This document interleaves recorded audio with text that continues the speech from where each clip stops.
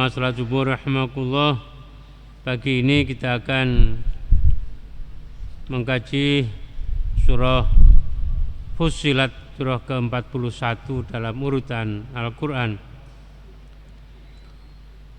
Surah Fussilat ini disepakati sebagai salah satu surah yang keseluruhan ayat-ayatnya turun sebelum Rasulullah Shallallahu Alaihi Wasallam hijrah ke Madinah, sehingga surah ini disebut juga dengan surah Makkiyah.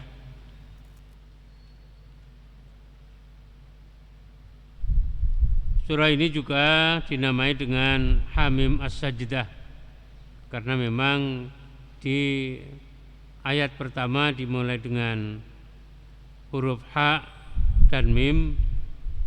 Kemudian di tengah-tengah atau di antara sekian ayat yang ada dalam surah ini ada ayat yang kita dianjurkan untuk melakukan sujud tilawah. Tema utama uraian surah ini atau tujuan utama uraian surah ini adalah penjelasan bahwa ilmu tidak lain kecuali ilmu yang dipilih oleh Allah SWT, yang kekuasaan dan ilmunya meliputi segala sesuatu, dan kekuasaan dan ilmunya yang dipilihnya itu untuk hamba-hambanya yang disyariatkannya untuk mereka. Dalam sebuah hadis qudsi, Rasulullah menjelaskan bahwa menjadikannya mendengar dengan pendengaran ilahi, melihat dengan penglihatannya, menggenggam dengan tangannya, serta melangkah dengan kakinya. Hadis qudsi ini diriwayatkan oleh Imam Al-Bukhari melalui sumber dari sahabat Abu Hurairah radhiyallahu an. Surah ini merupakan surah yang ke-52 dari segi perurutan turunnya. Ia turun sesudah surah Al-Ghafir dan sebelum surah Az-Zukhruf. Jumlah ayatnya menurut perhitungan ulama Mekah sebanyak 53 ayat, dan menurut ulama Kufah ada 54 ayat. A'udzu billahi minasy syaithanir rajim. Bismillahirrahmanirrahim. Hamim.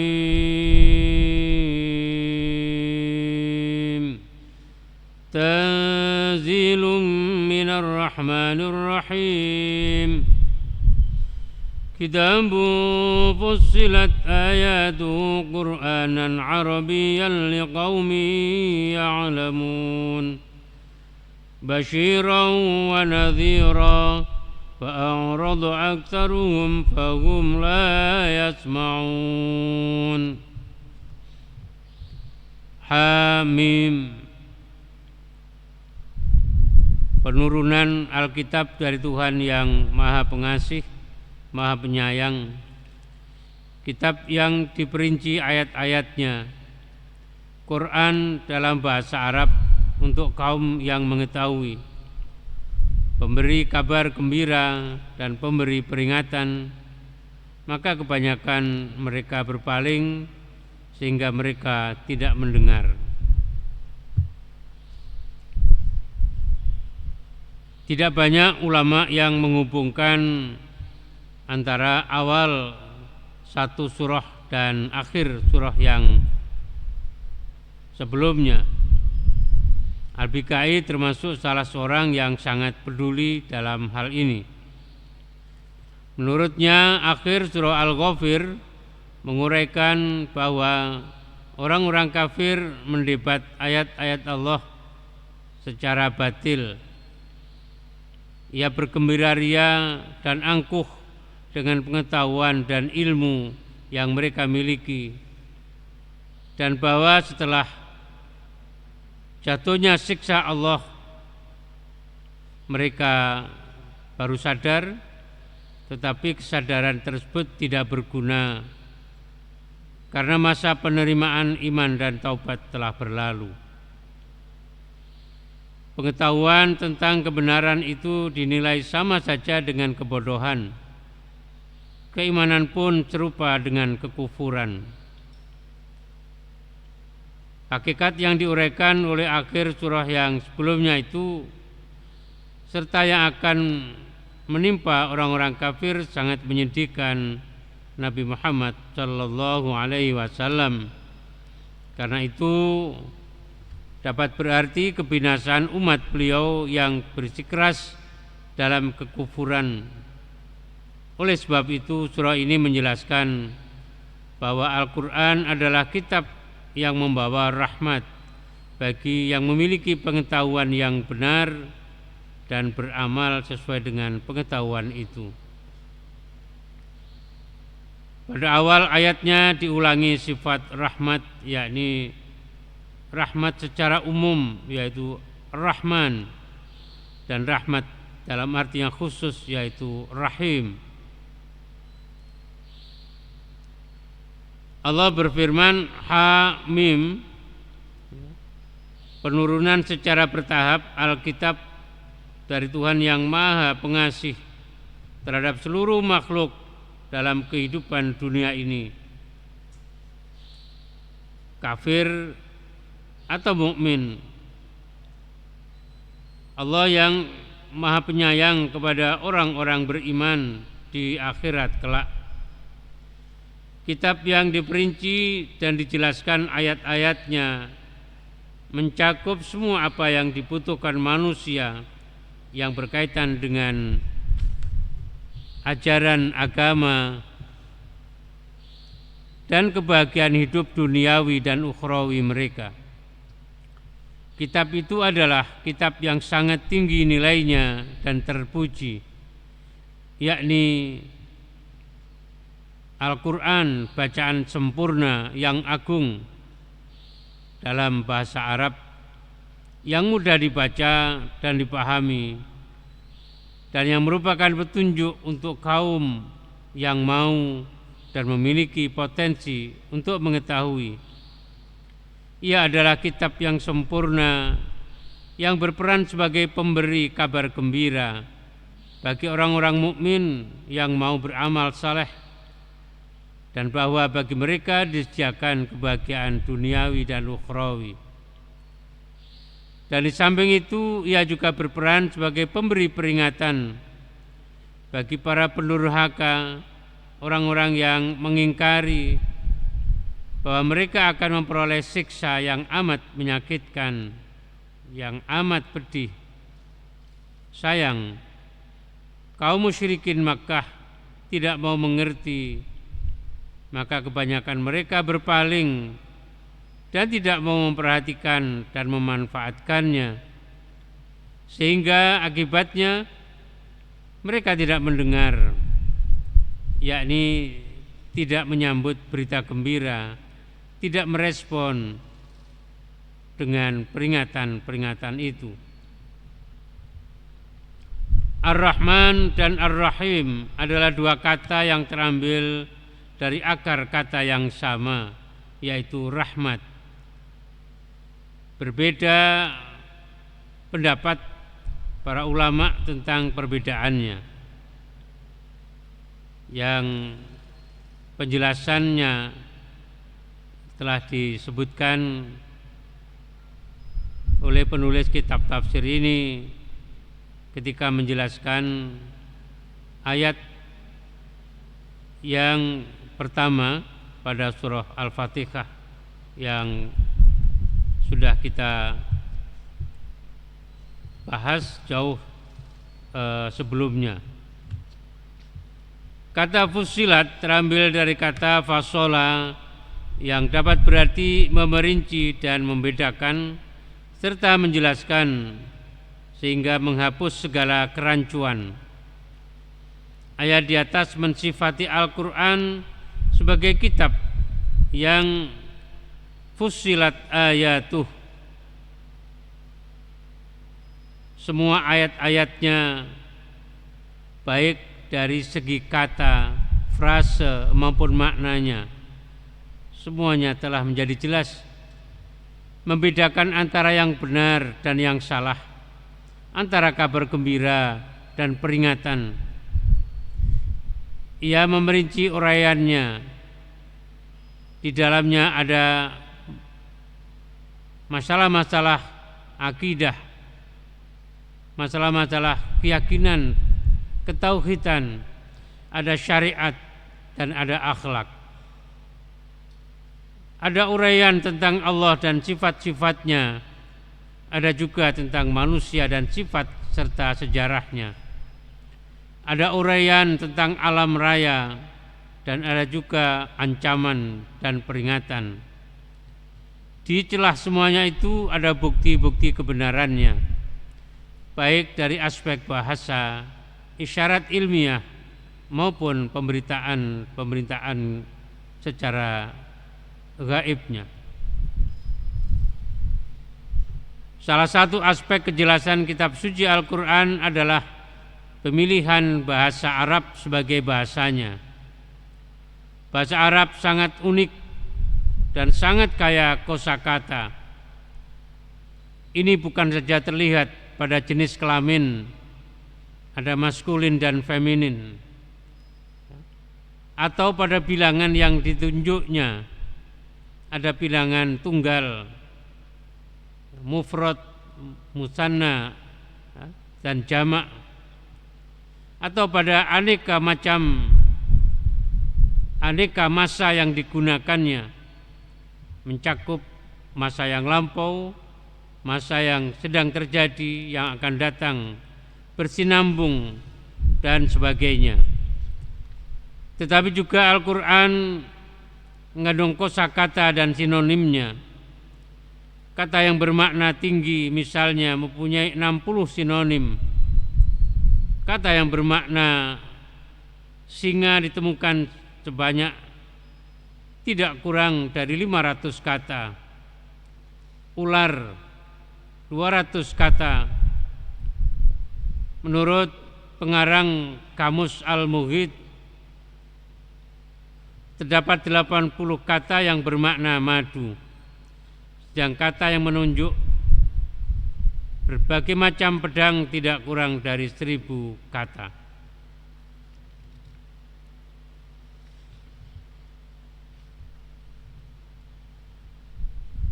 Al-Quran yang menggunakan bahasa Arab, dan bahasa Arab itu bukan dalam bentuk tulisan. Allah menurunkan Al-Quran dengan bahasa Arab dalam bentuk bacaan. Sehingga ketika itu Rasulullah mengajarkan ayat-ayat Al-Quran kepada para sahabat yang sudah beriman kepada beliau, juga secara bertahap sesuai dengan tahapan turunnya Al-Quran. Rasulullah memerintahkan beberapa sahabat secara khusus untuk mencatat Al-Quran, yang ketika itu tentu dengan alat-alat yang masih sangat sederhana. Ada yang ditulis di pelepah kurma, di atas batu, di kulit-kulit unta, dan sebagainya.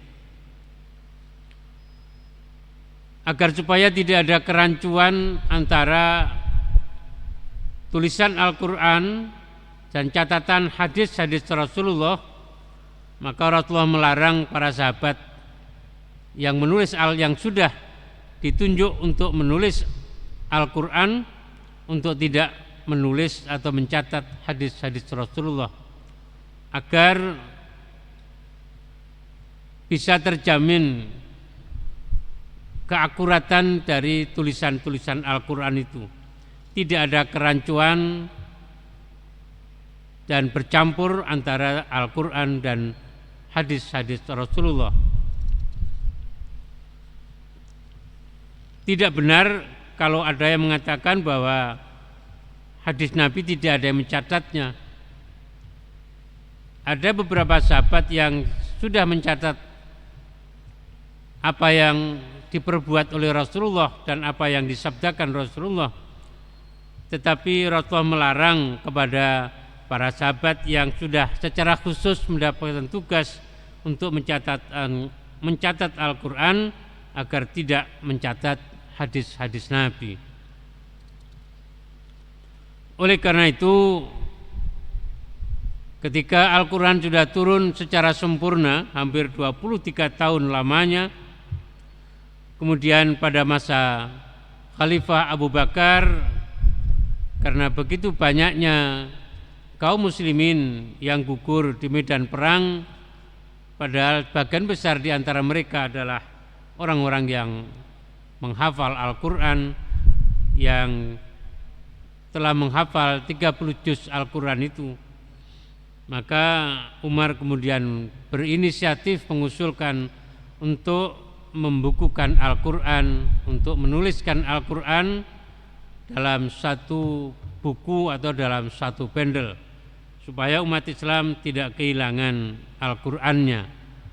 Sebab Al-Quran ditulis secara berserakan di berbagai tempat yang berbeda. 13 tahun Al-Quran turun di Makkah, dan hampir 10 tahun Al-Quran turun di masa atau di Madinah.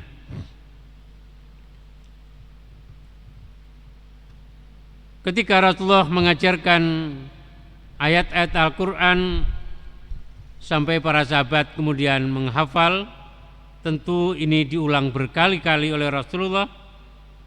Selain juga kemudian dicatat, Nabi juga menjelaskan dan memerintahkan bahwa ayat yang diajarkan itu adalah bagian dari surah ini dan setelah ayat ini.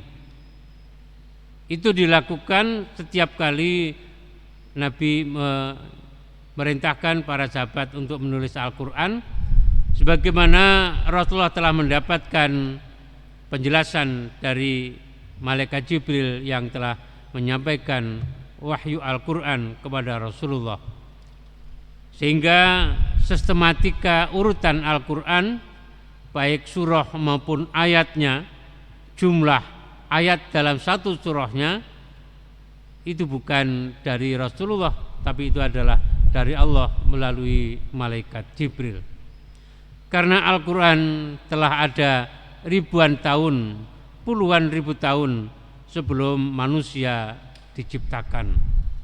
Hanya turunnya ke bumi secara bertahap sesuai dengan kondisi dan kebutuhan yang terjadi pada saat itu, sehingga memerlukan rentang waktu hampir 23 tahun lamanya. Oleh karena itu, Al-Quran tentu boleh saja kemudian ditulis dengan menggunakan tulisan selain tulisan Arab. Al-Quran bisa saja ditulis dengan huruf-huruf alfabeta, dengan huruf Latin. Al-Quran juga bisa saja ditulis dengan huruf-huruf yang lain, karena setiap bangsa mempunyai bahasa yang berbeda. Tetapi sekian banyak tulisan yang berbeda itu ketika dibaca semuanya akan sama. Misalnya tulisan A'udzu billahi minasyaitonir rajim, tentu secara tulisan bisa berbeda antara tulisan Latin dengan tulisan orang Jepang misalnya, tulisan orang Persia dan bangsa yang lainnya. Tetapi ketika dibaca semuanya akan sama bacaannya, karena Al-Quran diturunkan bukan dalam bentuk tulisan, tapi Al-Quran diturunkan dalam bentuk bacaan. Untuk ayat yang kelima dan seterusnya, insya Allah nanti akan kita kaji bersama pada Jumat yang akan datang. Semoga Allah masih memberikan umur panjang dan sehat kepada kita semuanya, sehingga kita bisa terus berikhtiar untuk meningkatkan kualitas keimanan dan ketakwaan kita dengan melaksanakan ibadah yang sebaik mungkin. Dengan itu semua, semoga Allah mengampuni semua dosa-dosa kita, dosa kedua orang tua kita, dosa anak-anak kita, dan semoga Allah juga mengampuni dosa semua orang yang telah memberikan ilmunya kepada kita semuanya. Bismillahirrahmanirrahim. Alhamdulillahirabbil alamin. Allahumma shalli wa sallim wa barik ala sayyidina Muhammadin al-Fatih lima uliqa wal khatimi lima sabaqa nasiril haqqi bil haqqi wal hadi ila siratal mustaqim wa ala alihi wa sahbihi haqqa qadri wa miqdarin azim. Allahumma fir lana dzunubana wa liwalidina warhamhuma kama rabbayana shighara. Rabbana ighfir lana dzunubana wa li ikhwanina alladziina sabaquna bil iman wa la taj'al fi qulubina ghillan lil ladziina amanu rabbana innaka ra'ufur rahim. Allahumma anfa'na bima 'allamtana wa 'allimna ma yanfa'una wa zidna 'ilman nafi'a. Rabbana hab lana min azwajina wa dhurriyyatina qurrata a'yun waj'alna lil muttaqina imama. Allahumma sallimna wa sallim ummahatana wa sallim aba'ana wa sallim zu'ama'ana wa sallim ulama'ana min afatid dunya wa adzabil akhirah. Rabbana atina fid dunya hasanah wa fil akhirati hasanah wa qina adzabannar wa adkhilnal jannata ma'al abrar ya aziz ya ghaffar ya rabbal alamin. Wa sallallahu ala sayyidina Muhammadinil ummi wa ala alihi wa sahbihi baraka wa sallam.